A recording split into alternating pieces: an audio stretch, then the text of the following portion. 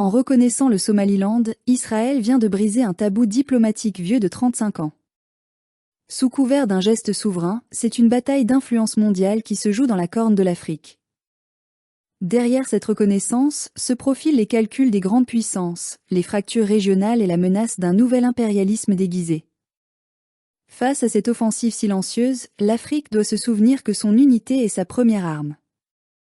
Nous assistons ces derniers jours à un épisode diplomatique qui illustre, avec une rare clarté, les rivalités géopolitiques qui se jouent sur notre propre sol africain, bien au-delà de nos frontières visibles. Le 26 décembre 2025, Israël est devenu le premier État membre des Nations Unies à reconnaître officiellement la République du Somaliland, un territoire qui s'est autoproclamé indépendant de la Somalie depuis plus de 30 ans, mais qui n'avait jusque-là jamais obtenu la moindre reconnaissance internationale formelle.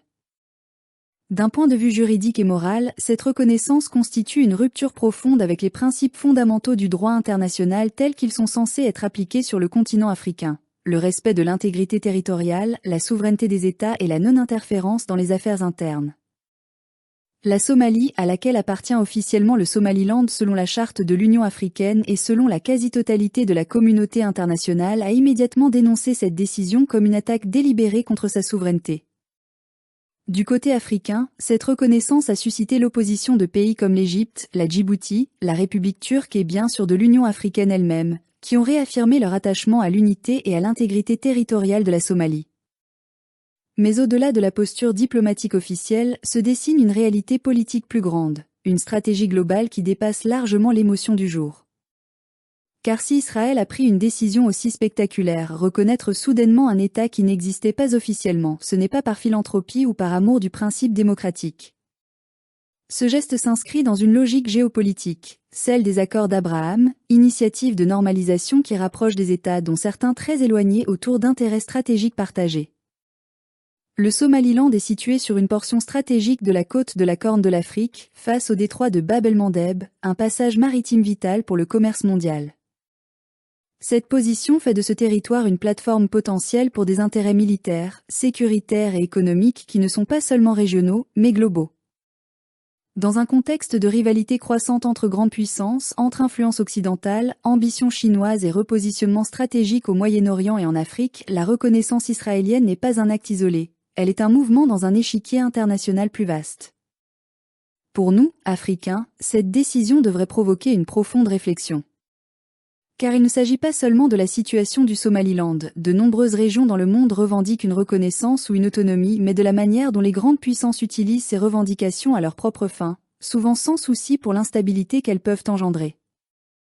Le fait qu'un État extérieur à la région, comme Israël, s'avance le premier dans une reconnaissance qui rompt avec les normes africaines, normes enracinées dans les luttes historiques contre la colonisation et pour l'indépendance, en dit long sur l'état actuel de l'ordre mondial. Cela pose la question. Qui détient réellement la clé de la stabilité politique en Afrique? Et plus encore, à qui profitent réellement ces reconnaissances? Depuis l'indépendance de nos pays, l'Afrique a souvent été le terrain d'expérimentation des puissances étrangères.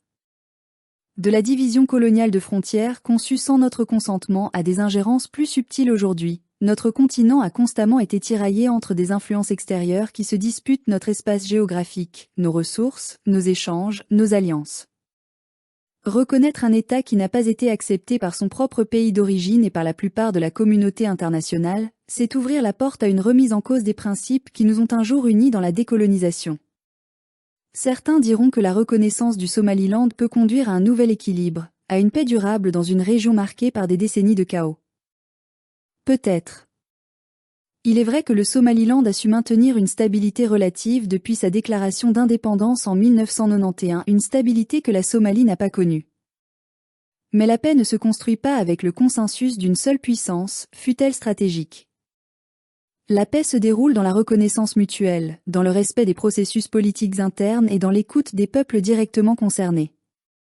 Plutôt que d'être un catalyseur de paix, cette reconnaissance pourrait devenir un facteur de division, instaurant de nouveaux antagonismes dans la Corne de l'Afrique et soulevant des tensions diplomatiques encore plus lourdes pour un continent déjà aux prises avec des défis immenses, sécurité, développement, justice sociale et unité politique. Dans le même temps, nous devons interroger les stratégies derrière cet acte. Le Somaliland est un territoire aux relations diplomatiques étendues. Il entretient des bureaux de liaison avec plusieurs pays, notamment l'Éthiopie, Djibouti ou même Taïwan, malgré l'absence de reconnaissance officielle. Il est facile de considérer que cette reconnaissance apparaît maintenant à cause de dynamiques régionales, notamment la croissance de l'influence chinoise dans la Corne de l'Afrique et l'intérêt des puissances traditionnelles à contrebalancer cette influence, ou encore pour répondre aux enjeux sécuritaires liés aux conflits à proximité, comme au Yémen. Mais la vérité profonde est que l'Afrique, encore aujourd'hui, est un espace de concurrence stratégique entre grandes puissances, chacune cherchant à tirer parti de nos divisions, de nos fragilités, de nos attentes. La reconnaissance du Somaliland par Israël est un mouvement dans ce combat géopolitique, ni plus ni moins. Ce que l'Afrique ne peut plus accepter, c'est d'être le théâtre silencieux d'un jeu de puissance qui ignore les aspirations de ses peuples. Nous ne sommes pas des pions dans une partie d'échecs entre puissances étrangères. Nous sommes des peuples dotés d'une histoire, d'une culture, d'une légitimité dans la conduite de nos affaires internes. Ainsi, loin de nous réjouir ou de condamner simplement l'acte diplomatique en soi, nous devons nous interroger sur ses implications, pour la liberté des peuples africains, pour le respect de nos frontières héritées de l'histoire, pour la souveraineté des États africains. Une décision comme celle-ci ne peut être évaluée uniquement sous l'angle stratégique ou économique. Elle doit être jugée à l'aune de ce qu'elle signifie pour notre autonomie politique, notre dignité collective et notre capacité à décider pour nous-mêmes.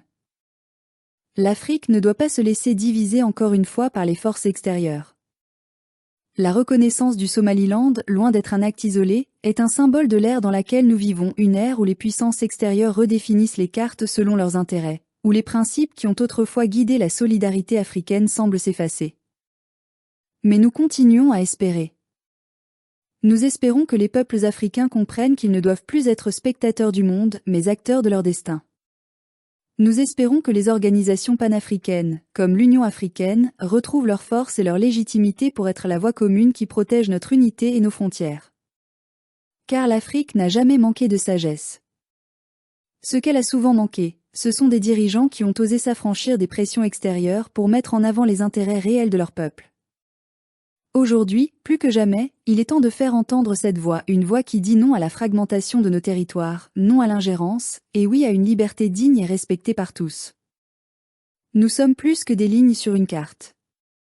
Nous sommes un peuple, une histoire, une espérance. Et personne, ni ici ni ailleurs, ne peut décider de notre destin à notre place.